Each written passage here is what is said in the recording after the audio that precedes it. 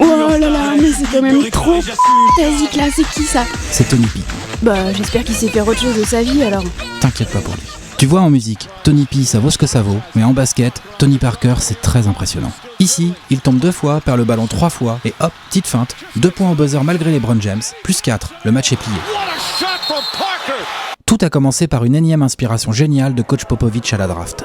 With the 28th pick in the 2001 draft, the San Antonio Spurs select Tony Parker. Tony Parker en 28e choix de la draft. À ce niveau-là, ce n'est plus du vol, c'est un véritable braquage. Et d'ailleurs, très vite.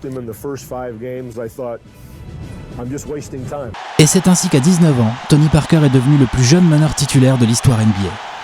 Tony Parker, c'est un arsenal offensif ultra complet.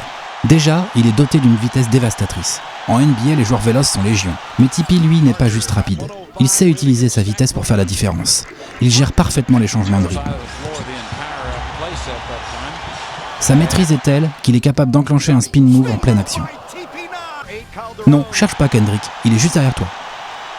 Il est même capable de varier, d'improviser au milieu d'un move, avec des finitions auprès toutes plus improbables les unes que les autres. Même quand Pau Gasol essaye de faire une vilaine faute. Sacrés Espagnols. Si l'accès à la raquette est un peu bouché, pas de problème. Tipeee nous sort sa spéciale, ce fameux flotteur. Ce tir à une main qui lui permet de shooter au-dessus des défenseurs. Ça paraît simple, mais c'est tellement dur à réaliser. Et depuis 12 ans qu'il est en NBA, Tony a beaucoup travaillé et fait progresser son tir. Si bien qu'aujourd'hui, son shoot à mi-distance est devenu une arme quasi indéfendable, notamment s'il peut poser un dribble pour se décaler sur sa gauche et enchaîner. D'ailleurs, quand il s'agit de faire gagner l'équipe, Tipeee utilise cette arme tout en confiance et en assurance.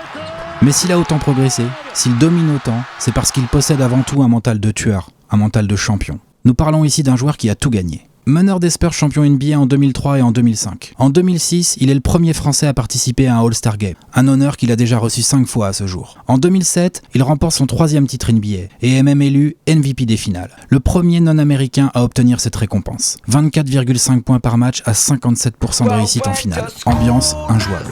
À 31 ans, il est tout simplement le meilleur basketteur français de tous les temps. D'ailleurs, après 10 ans de dévouement total à l'équipe de France, 10 ans passés à motiver, à tirer vers le haut, à sublimer le collectif bleu, Tony Parker a tenu sa promesse, ramener un premier titre international au basket tricolore. Tiendra-t-il celle qu'il a faite à son pote Duncan, remporter un autre titre NBA ensemble? Pourquoi pas, car avec Tony Parker, tout semble possible.